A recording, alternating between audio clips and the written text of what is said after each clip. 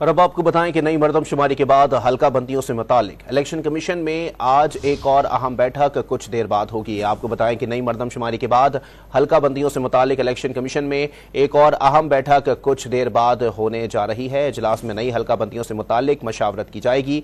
मजीद जानते हैं don news के नुमाइंदे अब्दुल्ला मोहम्मद से। जी अब्दुल्ला, बताइएगा इलेक्शन कमीशन के अब तक के इजलासों में क्या तय पाया है?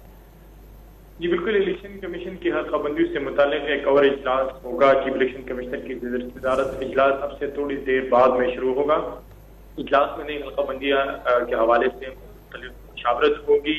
कानूनी टीम इलेक्शन कमीशन के इजलास को ब्रीफिंग देगी। इलेक्शन कमीशन के 3 इजलास में मुतअद्दिद तजावीज आई। इलेक्शन कमीशन ने मजीद मुशावरत करने के लिए आज दोबारा इजलास बुलाया है। वाज़ेह है कि कल भी इस हवाले से एक इजलास हुआ था, लेकिन उसमें कोई हतमी फैसला जो है वो इलेक्शन कमीशन की जानिब से नहीं किया गया था। इसलिए आज एक और इजलास जो है बुलाया गया है। जी बहुत शुक्रिया अब्दुल्ला मोहम्मद अपडेट करने के लिए।